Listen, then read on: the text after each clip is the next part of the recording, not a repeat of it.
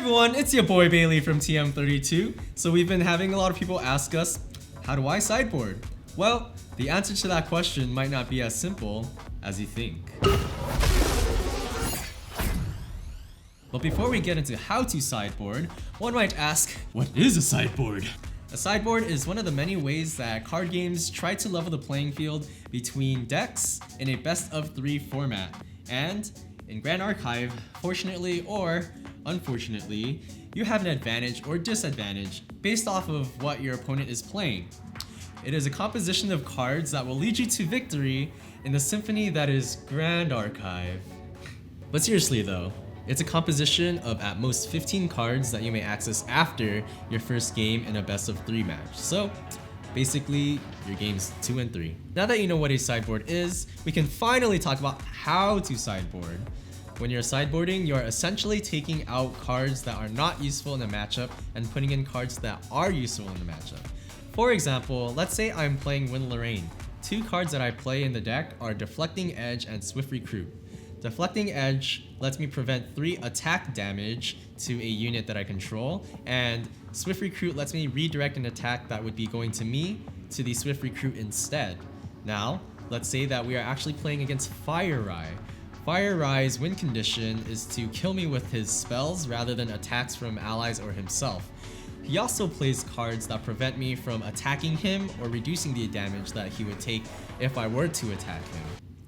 So, in essence, Swift Recruit and Deflecting Edge are considered not useful in this matchup. However, there is something in my sideboard that is useful. Incapacitate is a card that lets me negate action cards that Fire Rai would use, which include Peaceful Reunion and Resolute Stand, which would prevent damage from my allies as well as myself. Incapacitate could also prevent spell damage that Fire Rai would be doing to me or my allies. So I would be taking out the Swift Recruits and the Deflecting Edges and putting in the Incapacitates. Let's talk about another deck that has been taking the world by storm and has been a thorn in people's sides, Water Nico, which plays a card Icebound Slam that gets extra damage when they have 5 or more water cards in their graveyard. I play Nullifying Lantern in my sideboard, which is a lantern that nullifies the elements in the graveyard, which also nullifies the extra damage that Icebound Slam would have gotten. What are they gonna do? Fracturize it?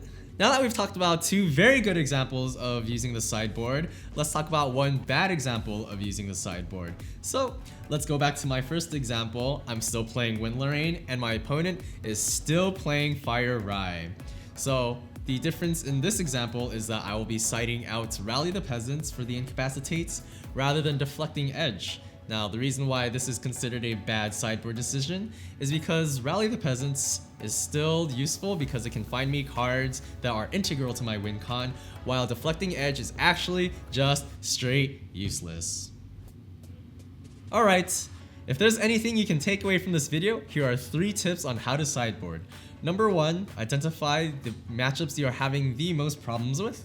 Number 2, identify the potential cards you can side in or out that will help you in those matchups. And number 3, test those options. And that's it. If you have any tips of your own, or if you have any questions, please comment below. And if you like this style of video, make sure you like and subscribe for more content like this. Your boy Bayleef, signing out.